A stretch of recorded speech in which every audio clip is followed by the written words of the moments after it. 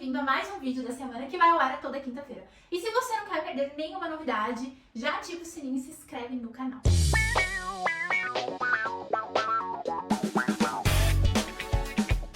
E no vídeo de hoje eu vou te trazer 3 dicas muito eficazes para você anular multa de lei seca, seja ela por recusa ou por dirigir embriagado.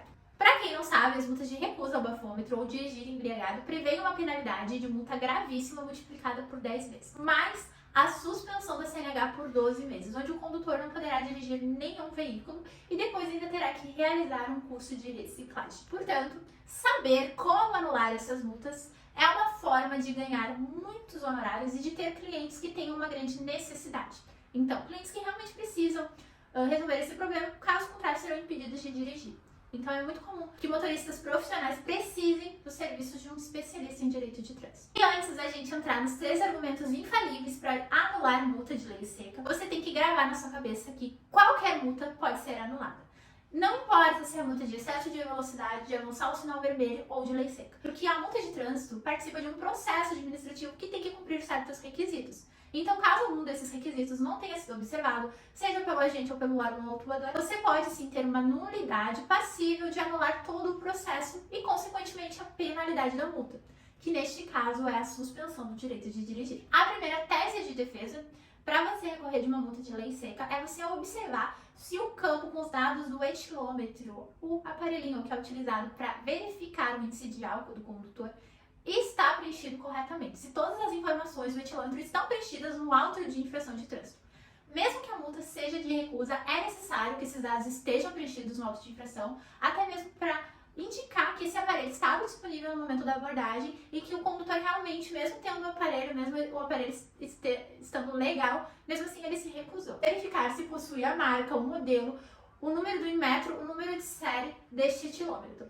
Com o número de série, você vai verificar no site do Inmetro se esse aparelho está válido, ou seja, se ele foi verificado nos últimos 12 meses, se ele está dentro do período de validade. E ainda que essas informações estejam no auto de infração, é muito comum depois você consultar no site do Inmetro e verificar que, na verdade, este estilômetro que o agente indicou ali no auto de infração estava fora da validade. Então, ainda que se tratando de uma multa de recusa, este aparelho nem poderia estar sendo utilizado porque ele estava inválido. E se tratando por uma multa de embriaguez, como é que a gente pode confiar que esse aparelho aferiu a medição correta se na verdade ele está fora da sua validade? Então, sempre verifique isso.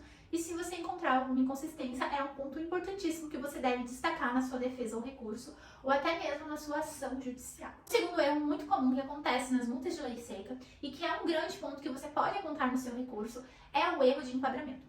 Isso é, quando o agente lavra a multa pelo artigo 165 do CTB, quando na verdade deveria ter lavrado pelo artigo 165A ou vice-versa.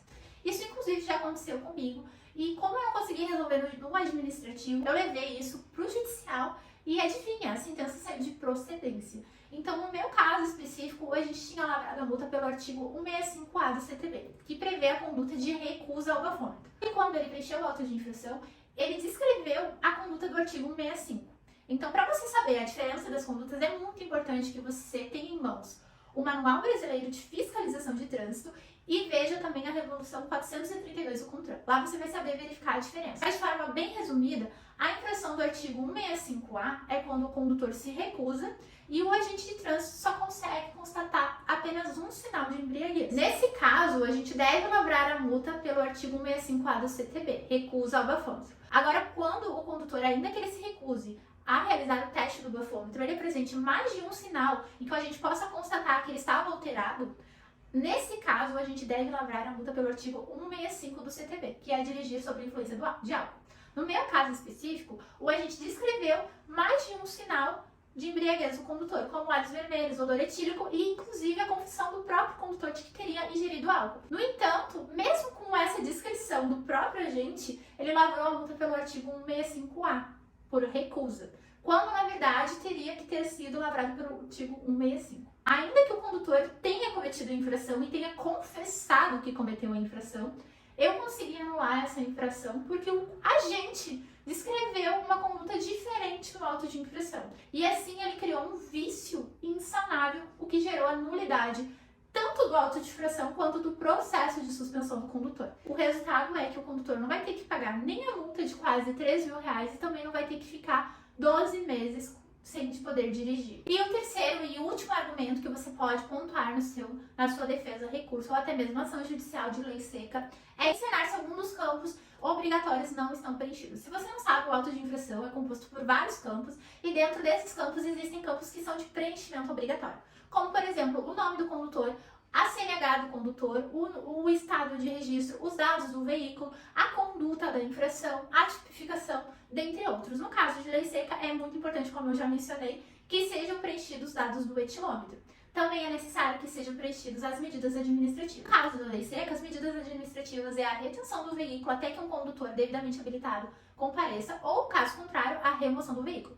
E se tiver um condutor para assumir a direção do veículo, é necessário que esse condutor seja fiscalizado, ou seja, ele deve também se submeter ao teste do etilômetro e isso deve constar no auto de infração de trânsito. Outra medida administrativa também prevista tanto nos artigos 165 e 165A e na resolução 432 do CONTRAN é o recolhimento da CNH do condutor.